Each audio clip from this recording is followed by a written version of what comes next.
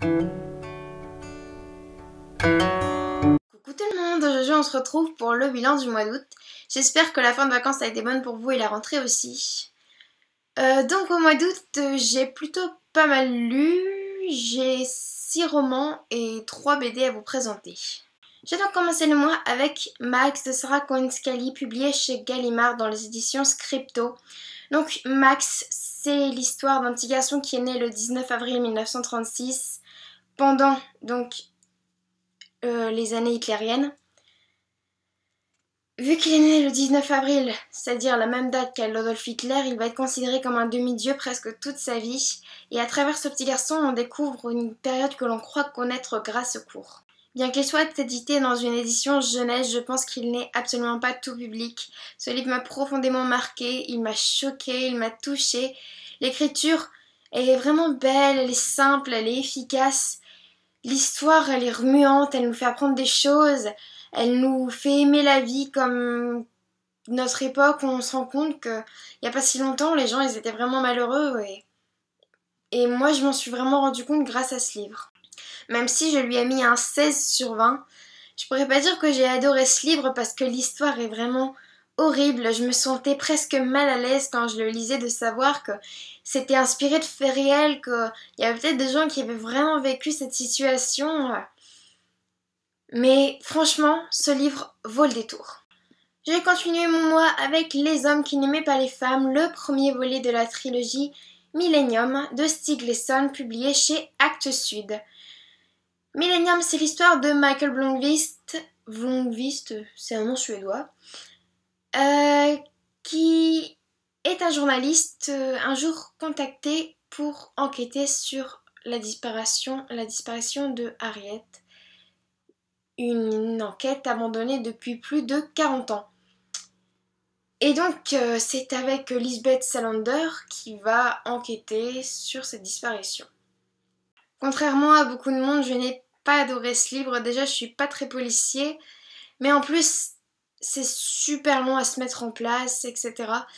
C'est juste pour le personnage de Lisbeth Salander que j'ai continué, sinon je l'aurais laissé tomber, franchement. C'est donc à la recherche de mon coup de cœur du mois d'août, et après le long Millennium, que je me suis lancée dans Traqué, et je me suis totalement trompée. Je ne vais pas m'éterniser dessus parce que j'ai déjà consacré une vidéo tout entière à ce livre. Mais les similitudes avec Hunger Games, les répétitions, les contradictions m'ont tout à fait déplu dans ce livre.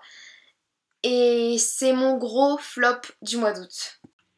C'est donc toujours à la recherche de mon coup de cœur du mois d'août que je me suis lancée dans 1984 de George Orwell, publié chez Folio.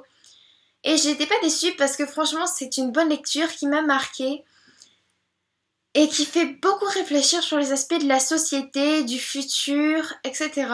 Ça m'a vraiment beaucoup plu. Par contre, je pourrais pas résumer cette histoire parce que je pense qu'il faut le lire pour le comprendre. Et je pense que tout le monde doit lire ce livre car c'est un classique. Et je pense que Monsieur Orwell a posé des thématiques qui s'appliquent toujours aujourd'hui. Ça ne se démode pas. Et franchement, je vous le recommande. Même si 1984 m'a beaucoup plu, c'était quand même une lecture d'un niveau assez élevé et plutôt longue, donc c'est avec envie de légèreté que je me suis lancée dans Allumer le chat de Barbara Constantine, publié chez Point. Et s'annonçait alors une lecture joyeuse, drôle et tout ce qui va avec. Quand on lit le résumé, quand on lit les premières pages, on croit vraiment que ce livre va parler d'un chat, mais alors le chat Bastos en question ne concerne que 2 voire 3 chapitres du livre.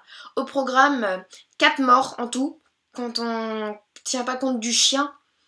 Il y a des enfants alcooliques, il y a des envies de meurtre, des incendies. J'ai absolument pas adhéré à l'humour de l'auteur, même s'il y a beaucoup de monde qui a trouvé ça drôle.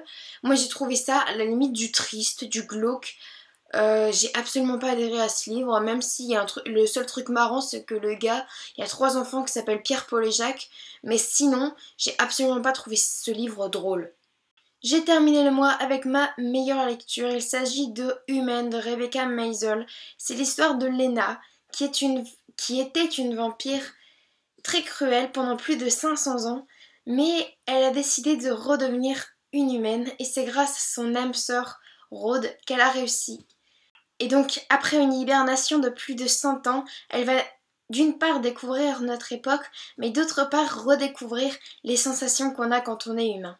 Malgré les préjugés très nombreux dans ce livre comme le beau gosse, le clan des pétasses, le meilleur ami qui est un peu artiste, j'ai trouvé ce livre plutôt intéressant, notamment à travers les quelques flashbacks qui nous sont proposés dans l'ancienne vie de vampire de Lena. Mais ce que j'ai préféré dans ce livre, c'est l'histoire d'amour entre Rhodes et Lena, qui est vraiment super. Enfin, elle est absolument pas niaise ni artificielle comme celle qu'il y a plus tard entre Justine et Lena.